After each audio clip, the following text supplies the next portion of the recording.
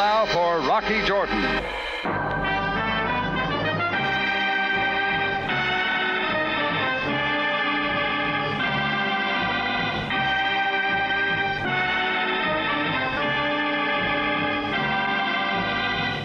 Not far from the Mosque Sultan Hassan in Cairo stands the Cafe Tambourine, run by Rocky Jordan. The Cafe Tambourine, crowded with forgotten men, alive with the babble of many languages. For this is Cairo, where modern adventure and intrigue unfold against the backdrop of antiquity. It's Rocky Jordan and this week's story, The Big Heist.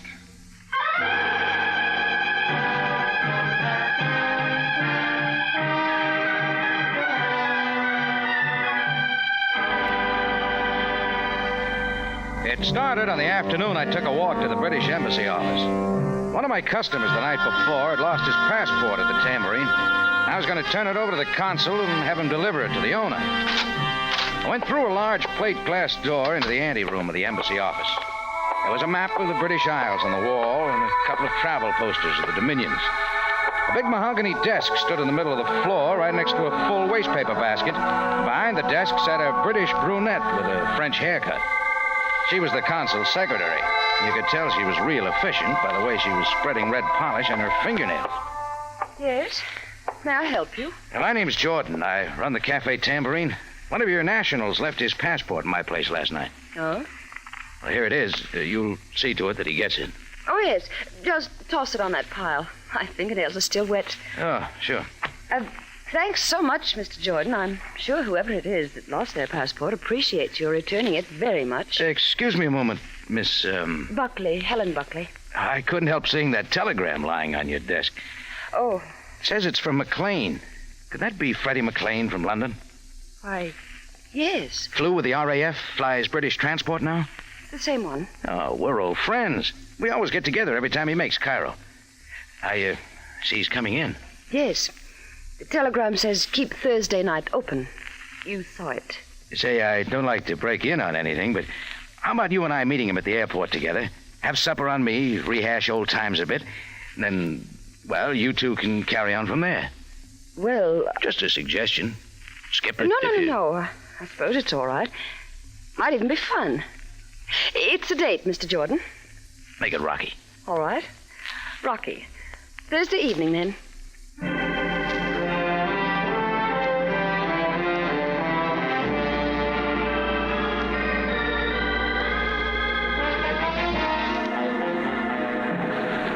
Well, Helen Buckley and I were at the airport Thursday evening waiting. The Cairo airport's a modern affair, a very busy place. Planes shuttling in and out from all parts of the world. TWA Flight 907 for Athens, Rome, Geneva, Paris, and New York. From where we were standing, I could see the big Constellation being readied for its flight to the United States. It gave me a lonely feeling. But I shook it off as the PA spoke again. British Transport, Flight 61, arriving now from London, England. Oh, that should be Freddie's plane, Rocky. Yeah. Come on, let's get closer. We watched the big plane taxi up to Gate 4. Then they cut the motors, and the passengers began to disembark. Then we watched the crew come out, and we were in for a surprise. Freddie McLean wasn't among them.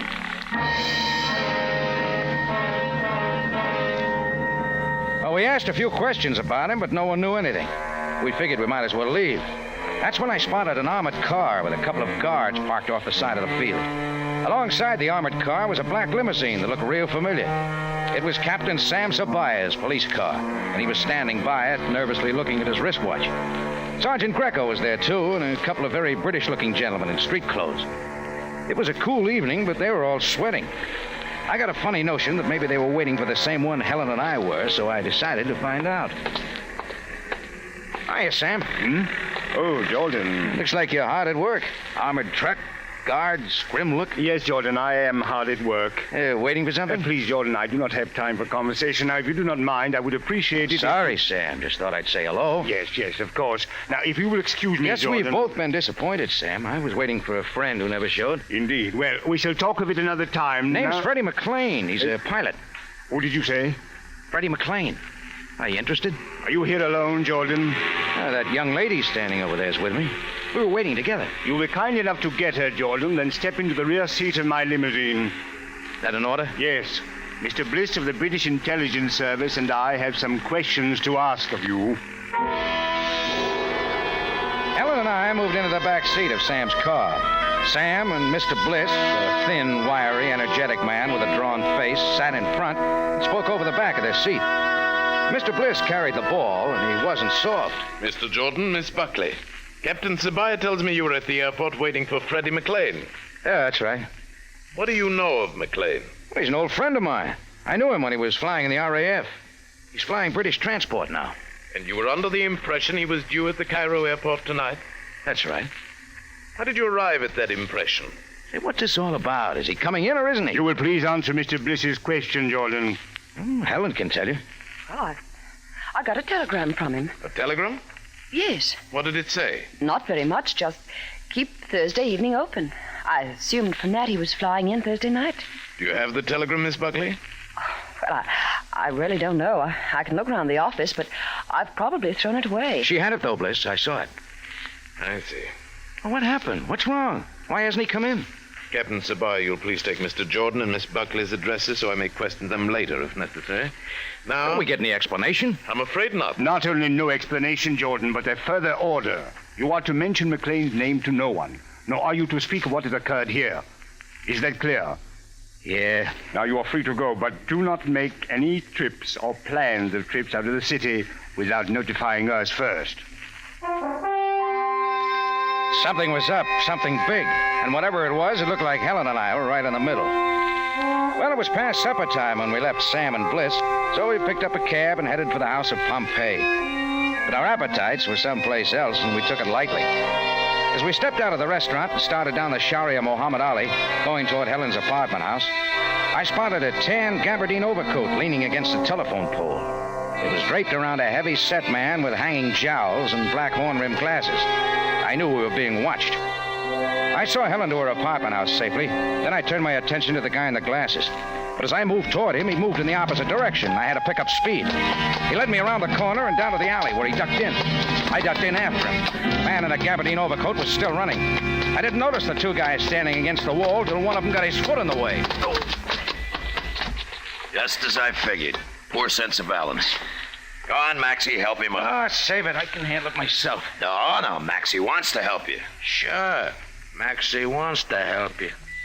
Come on. All right, Jordan. Strain yourself. Nothing strains Maxie. He takes pills. Yeah, I take pills. You're a little out of your district, Jordan. Maybe. The tambourine's the other way. What you doing over here? Passing out handbills. What kind of an answer is that? What kind of a question is it? What do you guys want? You were following a friend of ours. Oh, was I? He doesn't like to be followed. Well, neither do I. What you like isn't the point, Jordan. Who is he? Guy with the glasses. A bad question, Jordan.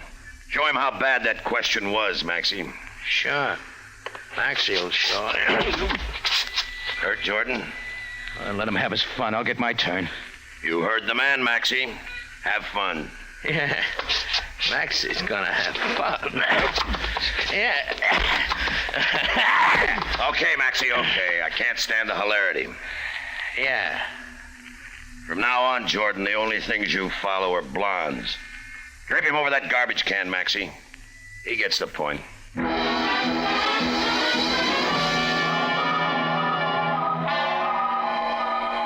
It took a while for the ground to get steady again, and by then the two muscles had vanished into the Cairo night. I dragged myself out of the alley and whistled a taxi to a stop. It took me to the Cairo police station for a word with Captain Sabaya. Even at that late hour, Sam was still sitting behind his desk. Bliss of the British Intelligence Service was standing by the window. They both looked real worried, like goldfish in a shark pond. Jordan, what are you doing here this time of night? I got a complaint. What happened to you? Helen and I were being followed tonight. After I dropped her off, I tried for the tag man. I didn't get him, but two of his friends got me. I can give you a description of the big boy. Go on. 45 or so. Heavy set, about 5'10", I'd say, 200 pounds. Big jowls, black horn-rimmed glasses. Walks with a lean to the left. You could identify him if you saw him again, Mr. Jordan? A pleasure, Mr. Bliss. What about the two men in the alley, Jordan? Yeah, it was too dark. All I can tell you is what their fists felt like. I shall have Sergeant Greco bring in some pictures from the Rogues Gallery, and perhaps you will be able to find a photograph of the man you followed. Yeah. Look, fellas, don't you think I've earned some answers? What's this all about? What's the mystery around McLean? Mr. Bliss, shall Jordan be told? You might as well tell him, Captain. He's in it now whether he wants to be or not. Jordan, earlier today, a transport plane left the London airport carrying cargo. Its destination, the Cairo airport. And Freddie McLean was the pilot? Yes, but the flight was to be most secret. No one was to know of it. Why? Because of the nature of the cargo. The Federated Bank of London was sending $1 million in gold coin to its branch bank here in Cairo. Oh, I see. That's what the armored cars and guards were for. Unfortunately, Jordan, there was a leak. Perhaps the telegram McLean sent to Helen Buckley. Perhaps something else. At any rate, there was a leak. The plane did not arrive at the Cairo airport. So that's big trouble. Communication with it was lost someplace over the desert. And so, Jordan, a huge cargo plane, Freddie McLean, and two other men, and $1 million in gold coin have all completely vanished.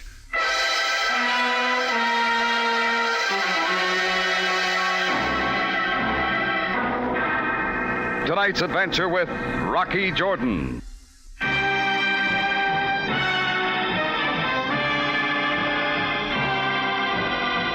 And now we take you back to Cairo and tonight's Rocky Jordan story, The Big Heist.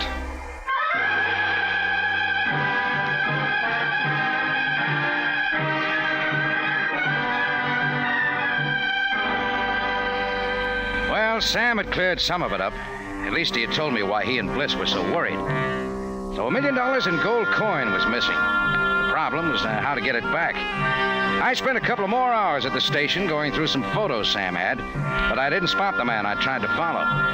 Then Sam said I could go. I went back to the tambourine and hit the sack, but I didn't sleep well. I was worried about McLean, why he'd been stupid enough to send a telegram.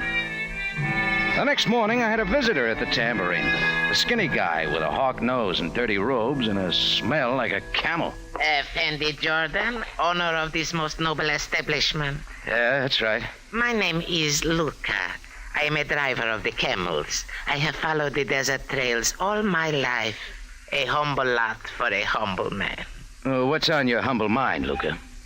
You will please excuse the intrusion, Fendi, but observe this small black book. It's an address book. Observe the page I have folded. My address with phone number. Where'd you get this book, Luca? On the person of a poor Inglese who lost himself on the desert. A flyer? His clothes were most odd. He's got a name. One I do not know. Where is he now? Somewhere, but safe. He is then a friend of yours? Maybe. And you wish to be taken to him? And so do the police. Oh, but Luca cannot permit that. Luca will take the Effendi Jordan to this man if the Effendi Jordan will be considerate of the fact that Luca is a poor man with 3 wives and many, many children. All right, how much do you want? Your wish, Effendi. £5. Will the good Effendi wish again? All right, 10 then. Now, come on. But no police. If the police are called, I shall deny my conversation with you and become as silent as the sphinx of my forebearers. How do I know you're not trying to get me out in the desert for another reason? A foreigner who chooses to live in the desert land, Effendi, is one who will take chances. I got a phone call to make. Be right with you. I walked into the office and picked up the phone. Luca tagged along. He wanted to be sure I didn't ring the police. I didn't. I dialed Helen Buckley's number. It rang a couple of times, then I heard her voice. Hello. Hello, Helen. It's Rocky. Rocky, I'm glad you called. Any news on Freddie? Maybe. Listen, I haven't got much time. I think I got a lead on him. A lead? What do you mean? I got a visitor here right now. Camel driver who says he found someone out in the desert. Freddie, I think, and he's got him hidden away. Where? I don't know. I'm going with him now. How do you know he's telling you the truth? Oh, I don't. Rocky, don't do anything foolish. Well, stick close to your phone. If you don't hear from me in 3 hours, notify Sam. Yes, of course. And good luck, Rocky. Thanks. See you later. All right, Luca, let's go.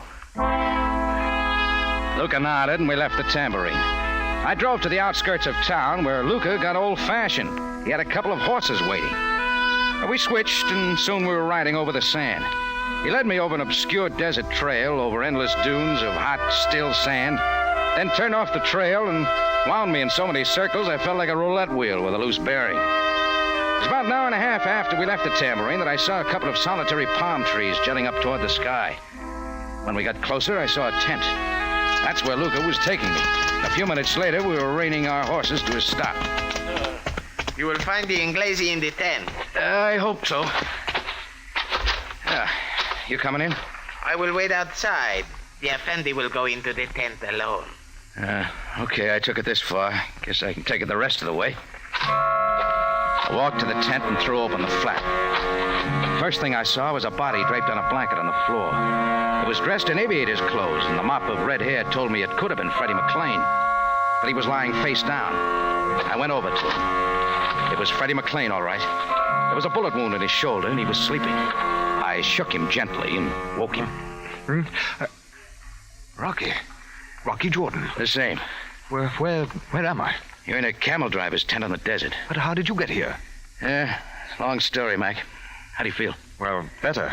The last thing I remember, I was wandering around the desert. Yeah, you strong enough to ride a horse? Yes, I think so. How's the shoulder? Well, as good as can be expected. We got to get into the city. A lot of people are wondering about you. I can imagine. Look, I know about the gold coin you were flying for the bank. What happened? I still don't believe it. Let's hear it. Well, we were flying without incident until we hit a stretch of the desert close to Cairo. The next thing I knew, there was a strange voice on my radio. It came from a fighter plane on my tail. Fighter plane? Yes, he had his guns on us. Well, we weren't carrying any guns. It was a secret flight, and we didn't want to get any attention by loading up with guns.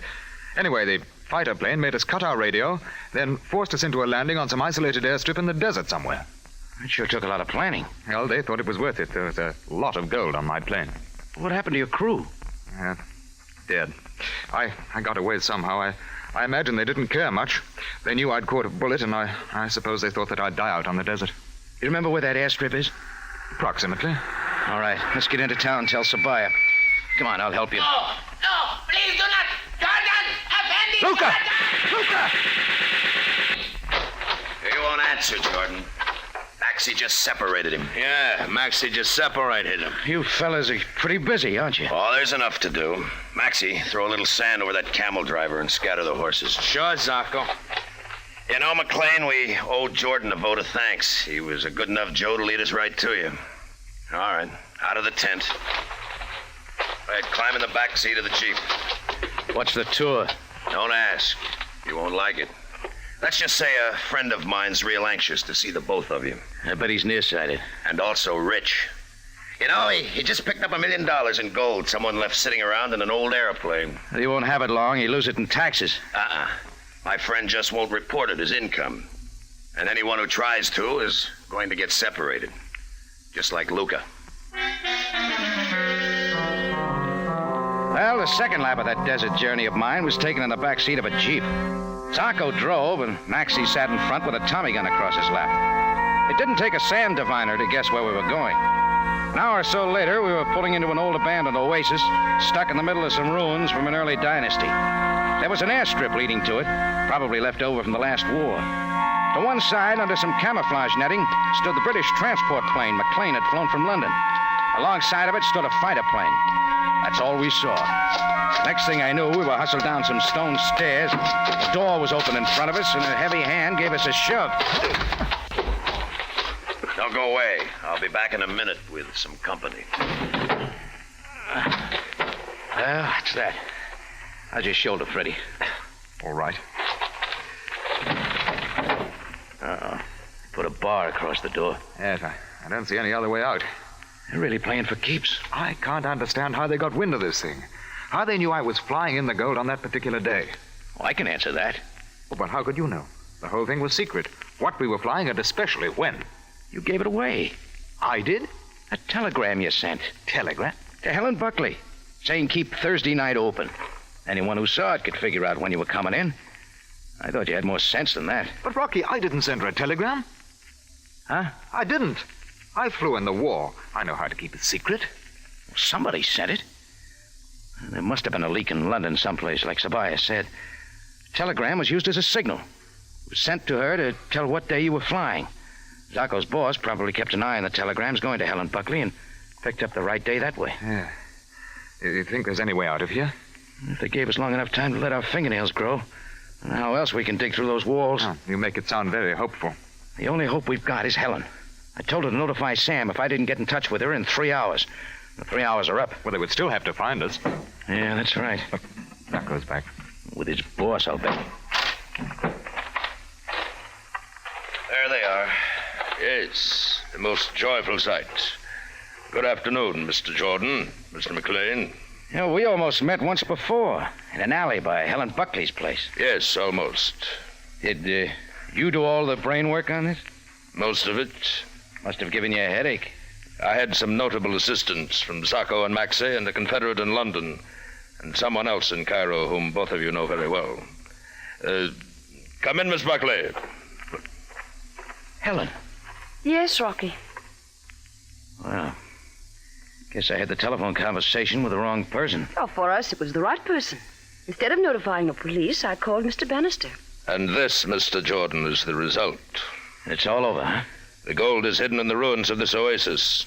It shall be flown out of Egypt the moment you two are disposed of. And now, Zacco, my lad.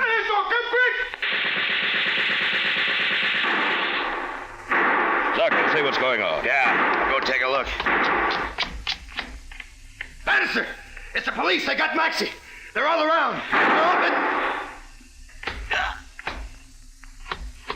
Bannister! The police! Zacco sprawled out on the dirt floor, pretty dead. Helen stood looking at him, too stunned to move. But Bannister wasn't. He started up the stone steps looking for a place to run. I caught him on the top step and grabbed his back of his shirt collar. He spun around, tried to use his knee, but my fist was fast. It bounced him off the dirt wall. I moved in to try again, but Sam Sabaya stepped up and stopped the fun. That will be sufficient, Jordan. All right, men. Take Bannister away. Have him take Helen Buckley, too, Sam. She and McLean are down in that room. Also take Miss Buckley into custody and see if Mr. McLean is all right. Well, that's it, Sam. You'll find the gold coin hidden in the ruins someplace. Bannister will tell us exactly where. Do not fear. Oh, I'm still a little confused, Sam. How'd you get here just when you did?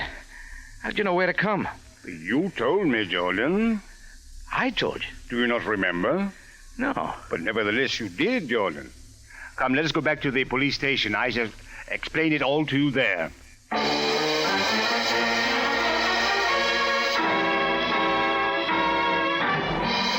In just a moment, Rocky Jordan returns to conclude tonight's story.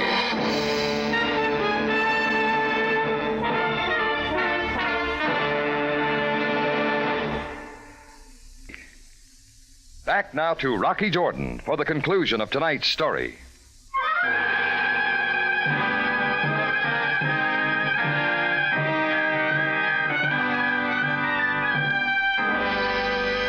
Well, that was just about it.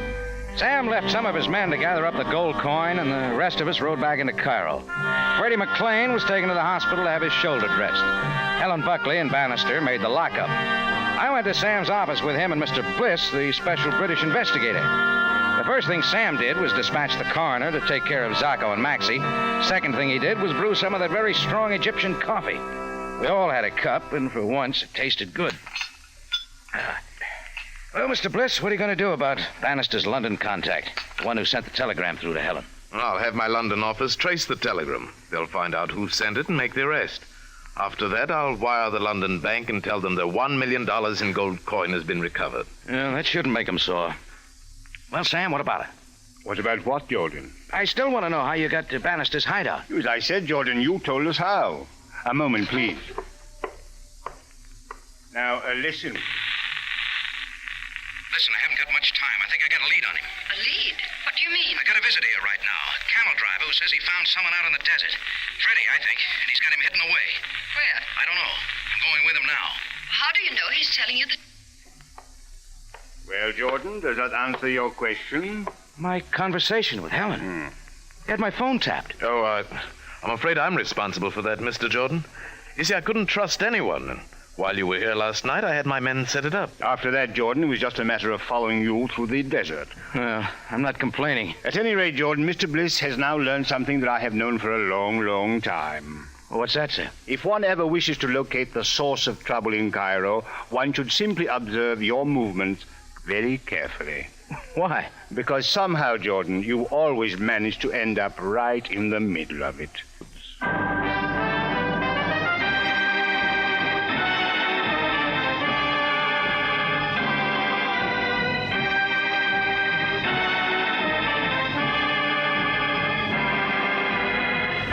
Rocky Jordan, written by Gomer Cool and Larry Roman, stars Jack Moyles in the title role with Jay Novello as Sam Ceballo, and is produced and directed by Cliff Howell, with original music composed and conducted by Richard Arant. Remember, you have a date next week at the Cafe Tambourine, run by Rocky Jordan. Same time, same station. And the story is High Pressure.